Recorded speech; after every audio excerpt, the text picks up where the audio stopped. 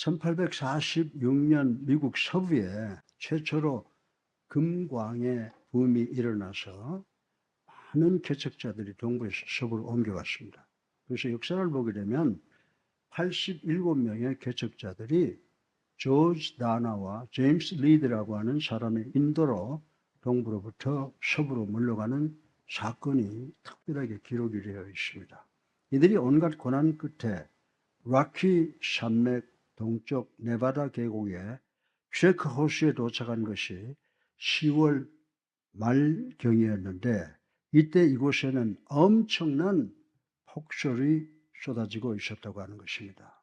폭설이 계속되어 이들을 절망 속으로 몰아넣었습니다. 결국 이들은 자기들이 끌고 가던 소아말을 다 잡아먹고 드디어 먹을 것이 바닥이나 17여 명의 건강한 남녀를 선택을 해서 산 밑으로 내려가서 도움을 청하기로 하고 12월 중순에 6일 정도 연명할 수 있는 최소의 식량을 준비해서 산을 내려 보냈습니다. 그 결과로 구조대가 사고 현장인 프레키오스 근방에 도착했을 때는 이미 4개월 반 이상이 소요되고 그때까지 40여 명의 생존자가 겨우 남아 있었는데 이들을 인간이라고 하기에는 어려울 정도였다라고 구조대는 수레를 했습니다.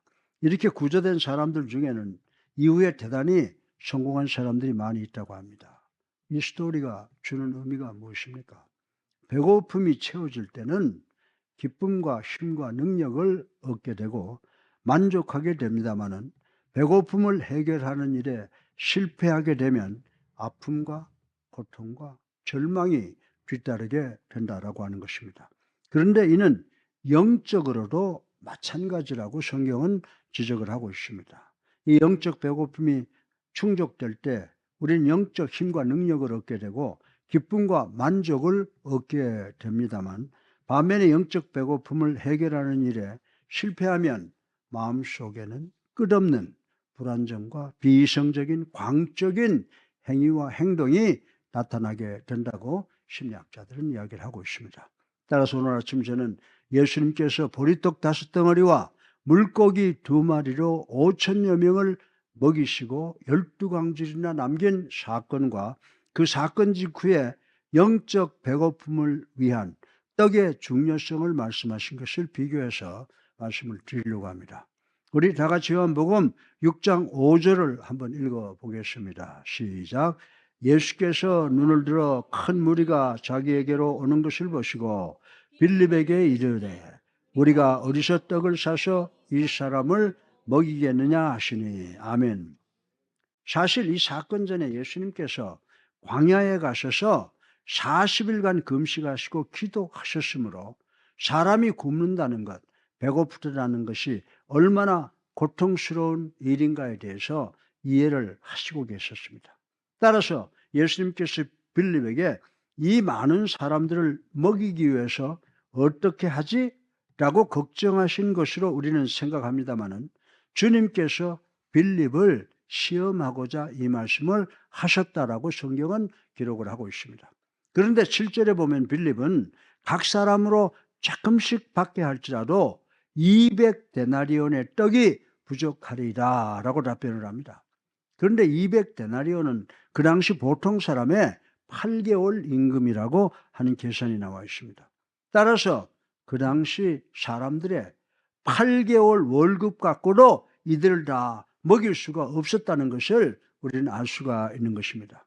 계속해서 9절에 예수님의 또 다른 제자 안드레가 예수님께 뭐라고 말합니까? 여기 한 아이가 있어 보리떡 5덩어리와 물고기 2마리를 가졌나이다. 그러나 이것이 이 많은 사람에게 얼마나 되겠사옵나이까? 라고 하는 말을 합니다. 안드레는 처음에 소망을 가졌으나 보리떡 5덩어리와 고기 2마리를 가지고 이 많은 사람을 위해서 누구 코에 붙이겠습니까? 라고 우리처럼 쉽게 절망하는 모습을 이 안드레의 모습을 통해서 볼 수가 있는 것입니다. 더 나가서 마태복음 14장 15절에 보면요, 예수님의 제자들 중에 하나가 이곳은 빈들이요 때는 이미 저물었으니 무리를 보내어 마을에 들어가 먹을 것을 사 먹게 하소서. 하므로 우린 이들에게 도움을 줄 수 없으니 각자 나가서 해결하도록 하시지요 라고 건의하므로 우리처럼 주변에 대한 무관심의 모습을 볼 수가 있게 된다라고 하는 것입니다. 그러나 10절 이하에 예수님께서는 어떻게 하셨습니까? 5천 명의 사람을 질서 있게 앉게 하고 떡과 고기를 가져 축사하시고 그들의 원하는 대로 먹게 해주는 기적을 만드신 것을 볼 수가 있습니다. 그런데 여기서 축사하시고 라고 하는 말은 감사 기도를 드리셨다라고 하는 말씀인 것입니다. 마태복음 25장 34절에서 40절에 보면 우리 주님께서 내가 줄일 때 너희가 먹을 것을 주었고 목마를 때에 마시게 하였고 나그네 되었을 때 영접하였고 라고 말씀을 하셨습니다. 이 말씀을 할 때 이 말을 듣는 사람들이 주여 우리가 어느 때에 주의 줄이신 것을 보고 공개하였으며 목마르신 것을 보고 마시게 하였나이까 라고 이렇게 의아해했습니다. 그때 주님께서 너희가 여기 내 형제 중에 지극히 작은 자 하나에게 한 것이 곧 내게 한 것이니라 라고 답변을 해 주셨습니다. 따라서 우리들은 신체적 허기에 대해서 민감해야 되고 세상 사람들이 우리한테 와서 먹여주세요 라고 애걸복걸하기 전에 우리는 먼저 그들에게 가서 주어야 될 만큼 민감한 삶을 살아야 된다고 성경은 우리들에게 가르쳐주고 있습니다. 얼마 전 로스앤젤레스 타임즈가 이 세상에는요 6명 중에 1명이 먹을 것이 없어서 고통과 슬픔 속에 산다고 보도한 것을 읽은 적이 있습니다. 아마도 현재 우리나라 안에 굶어서 죽는 사람은 없다고 생각을 합니다만은 굶어 죽는 사람들의 대부분이 동남아시아와 중앙아프리카 근방에 살고 있다고 추측을 하고 있습니다. 사도행전 4장을 보면요 초대교회 당시에는 적어도 교회 안에서는 굶주리고 허기진 사람이 없다고 했음을 알 수가 있습니다. 왜냐하면 당시의 성도들은 가능한 한 자신들의 먹을 것과 옷과 돈을 가지고 와서 사도들 발 앞에 갖다 놓아 사도들로 하여금 가난해서 굶는 자들을 도와주게 했기 때문이라고 설명을 할 수가 있습니다. 우리 교회도 구제헌금을 해서 가난과 재난으로 지진이나 홍수 그리고 산불 등등에 의해서 엄청난 고난을 당하는 사람들을 도움을 주려고 노력을 하고 있습니다. 우리 교회가 왜 이런 노력을 기울인지 아십니까? 이 세상에 존재하는 여러분과 저 그리고 우리 모두도 언젠가는 이런 시련을 당할지 모르기 때문이라고 하는 것입니다. 요한일서 3장 17절로 18절에 보면 누가 이 세상 재물을 가지고 형제의 궁핍함을 보고도 도와줄 마음을 닫으면 하나님의 사랑이 어찌 그 속에 거하겠느냐.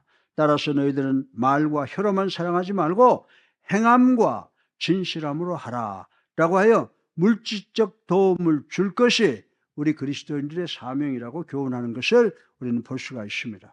그러나 요한복음 6장 전체 내용을 통해서 예수님께서는 육체의 떡보다는 영적 떡에 더 관심을 갖고 계신다라고 하는 것을 우리는 깨달아야 된다라고 하는 것입니다.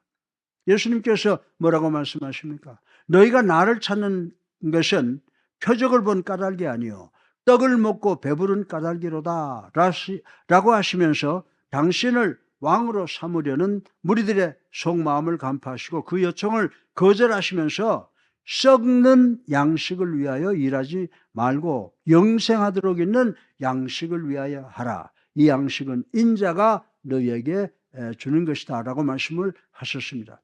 이 말씀을 들은 사람들은 당신 영적 운운하는 거 보니까 우리를 더 이상 먹이지 않겠다고요?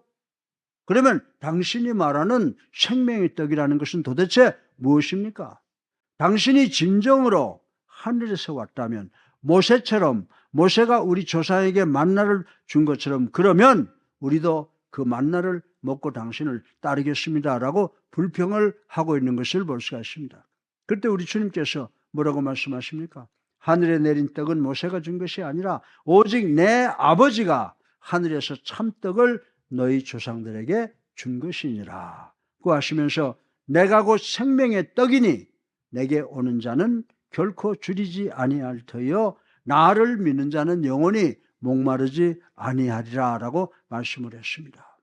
사랑하는 성도 여러분, 요한복음 6장 47절부터 48절을 보세요. 진실로 진실로 너에게 이르노니 믿는 자는 영생을 가졌나니 내가 곧 생명의 떡이로다. 아멘.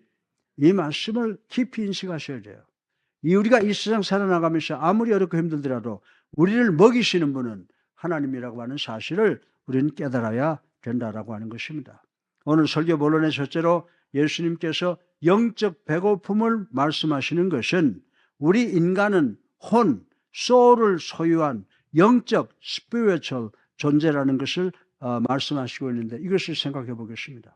창세기에 보면 인간은 혼과 영을 소유한 육적 존재일 뿐만이 아니라 하나님의 형상으로 창조되었다고 교훈을 하고 있습니다. 다시 말해서 하나님은 삼위일체십니다. 성부 하나님, 성자 하나님, 그리고 성령 하나님이 계십니다. 그리고 데살로니가전서 5장 23절에 보면 인간은 하나님의 형상대로 창조되었는데 몸과 혼과 영으로 창조되어 하나님 예수님께서 강림하실 때까지 흠없게 보존되기를 원하노라 하는 말씀이 기록되어 있습니다. 사실 저는 옛날에 성부 하나님, 성자 하나님, 그리고 성령 하나님을 구별하기가 대단히 어려웠던 적이 있었습니다. 그러나 예수님께서 육신을 입고 이 세상에 오셔서 무덤에서 승리하시고 승천하심으로 성부 하나님, 그리고 여기 와서 고생하시고 십자가에 달려 돌아가시고 부활하신 성자 하나님께서 하늘에 계시고 현재 예수를 믿는 모든 사람들이 성령 하나님을 받게 돼서 성령 하나님께서 우리와 함께 계심을 이해한 후부터는 삼위일체 하나님을 아주 쉽게 이해를 하고 있습니다. 저는 제 육신과 내적 인격을 구별하기는 쉬운데 내 혼과 영을 구별하기는 매우 어렵습니다만은 삼위일체의 구별도 이제는 쉽고 가능하다라고 하는 것입니다.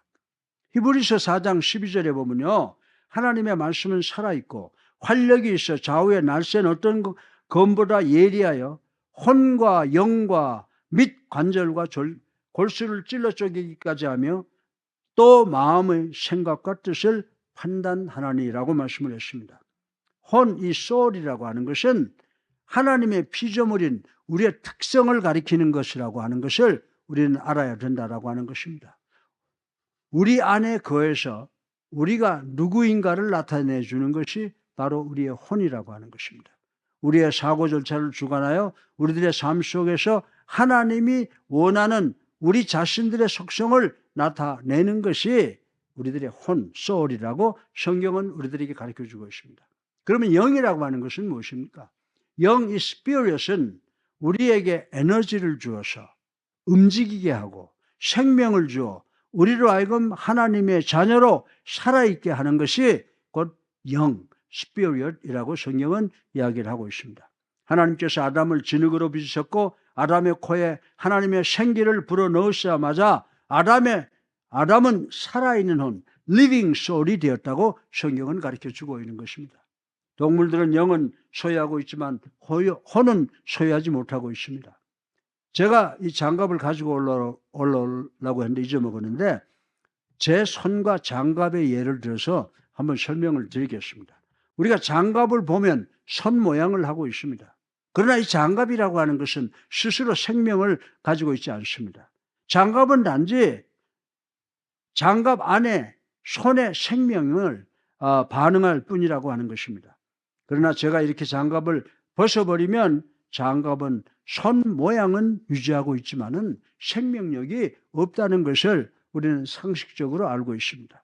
마찬가지로 성경은 우리의 몸을 육신의 장막으로 언젠가 무너질 것이라고 묘사하고 있는데 우리의 눈으로 볼 수 없는 혼이 떠나면 우리의 영과 혼은 하나님과 함께 거하게 된다고 성경은 가르쳐주고 있는 것입니다. 그렇게 되면 우리의 육신은 이 장갑처럼 생명을 잃게 되므로 성경은 눈에 보이는 것에만 관심을 두지 말고 눈에 보이지 않는 것에 관심을 두라고 우리들에게 말씀을 하고 있는 것입니다.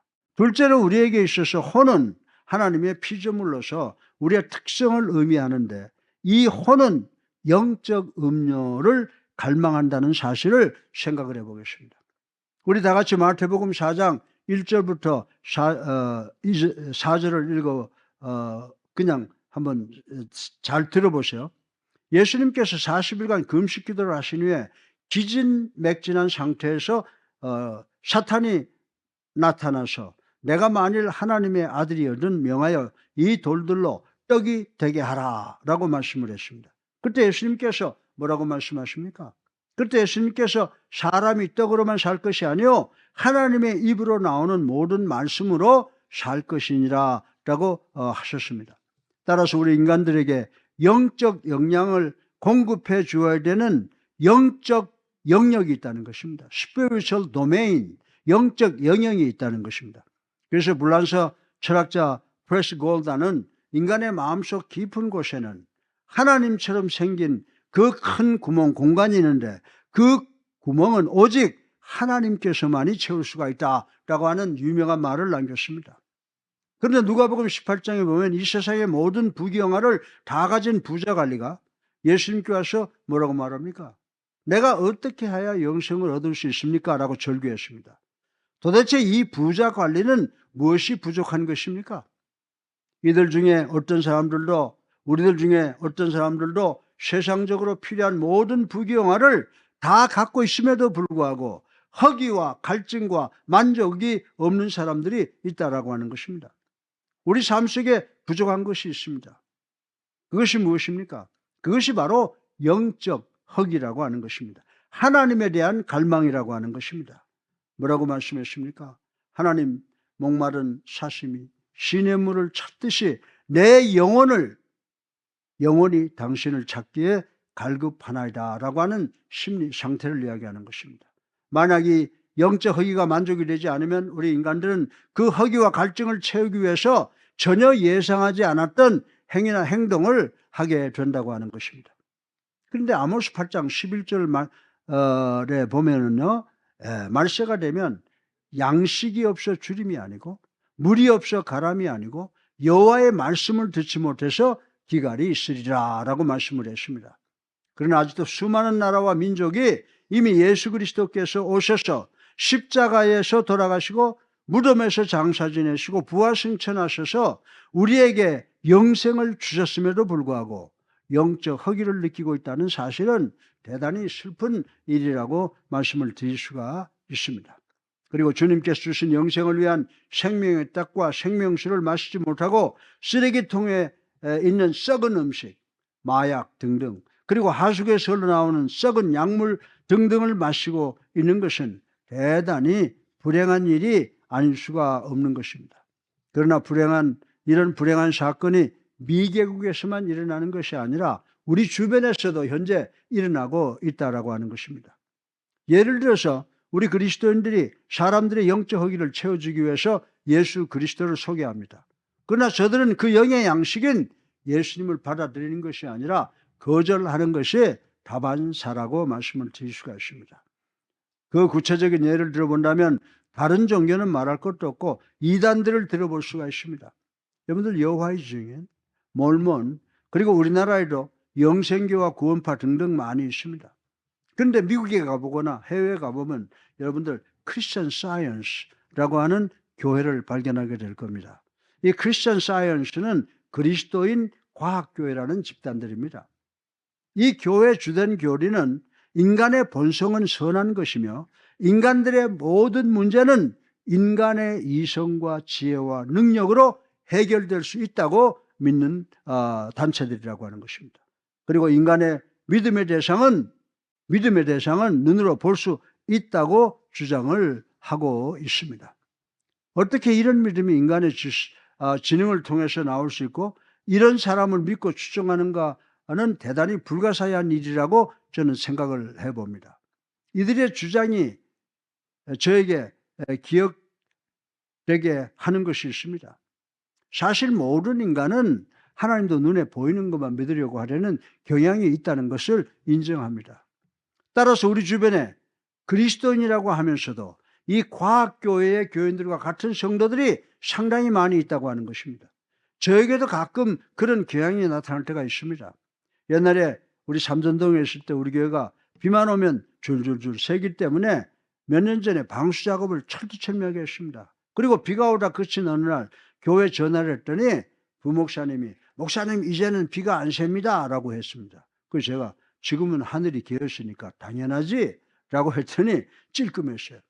그러나 저는 제 눈으로 그 방수 공사를 확인하지 않고는 믿지 못해서 교회에 가서 그 공사를 제 눈으로 다 확인한 다음에 그 공사비를 지출한 적이 있습니다. 사랑하는 성도 여러분, 만약 여러분들이 이런 믿음의 자세를 갖고 있다면 어떻게 되겠다고 생각을 하십니까? 예수님께서는 예수님의 부활을 눈으로 보고도 손으로 만져보지 않고서는 믿을 수 없다는 도마에게 뭐라고 말했습니까? 보고 믿는 것보다 보지 않고 믿는 것이 더 복이 있다. 믿고 믿음이 없는 자가 되지 말라라고 하신 말씀, 우리 모두에게 해당되는 말씀이라고 전 여러분들에게 말씀을 드리고 싶은 것입니다. 많은 사람은 영적으로 대단한 배고픔을 느끼고 있으나 더 큰 문제는 그 영적 배고픔을 채우기 위해서, 만족을 얻기 위해서 올바른 떡을 찾지 못하고 쓰레기통의 떡과 하수구에서 나오는 썩은 약물을 먹고 마시는 우리 현대인들이 많이 있다라고 하는 것입니다. 쓰레기통의 썩은 떡과 하수구에서 나오는 썩은 물을 먹고 마시는 것이 바로 인간의 지적 사상, Human Intellectualism이라고 말씀을 드릴 수가 있는 것입니다. 우리 무리들은 자신들의 육신의 허기를 만족하기 위해서 영적 떡을 거부하고 예수님의 곁을 떠나가 버렸습니다. 요한복음 6장 66절부터 67절에 보면요, 제자 중에 많은 사람들이 떠나는 것을 보고 예수님께서 질문합니다. 제자 중에서 많은 사람이 떠나고 다시 그와 함께 다니지 아니하더라 라고 말씀을 하시고, 우리 주님께서 제자들에게 묻습니다. 야, 너희도 떠나려고 하느냐? 너희도 가려고 하느냐? 라고 묻습니다.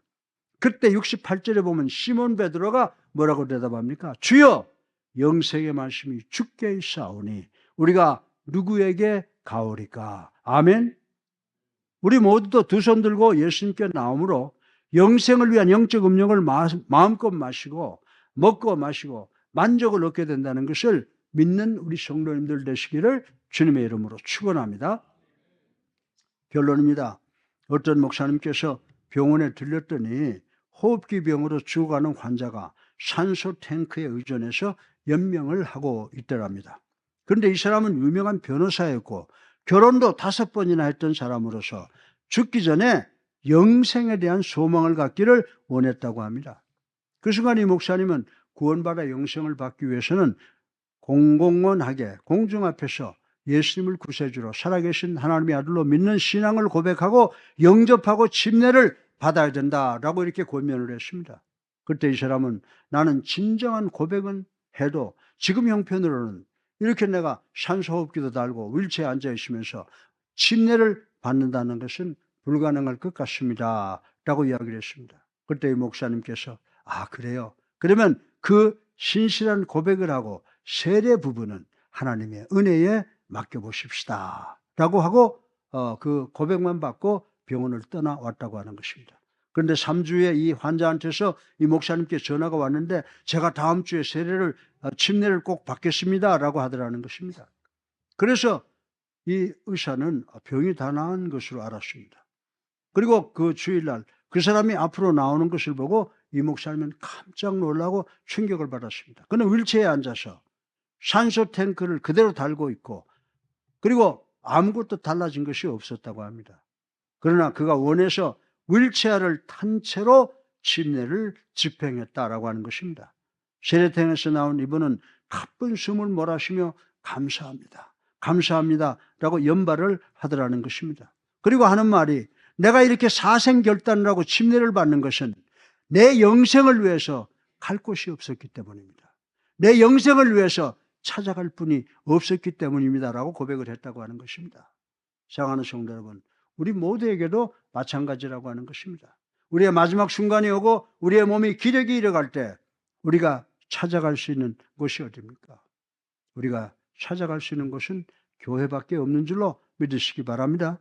그리고 우리가 찾아갈 분은 오직 예수 그리스도밖에 없는 줄로 믿는 우리 모두가 되시기를 주님의 이름으로 축원합니다. 교회 머리이신 주님만이 영생의 말씀을 갖고 계시는 줄로 믿으시기 바랍니다.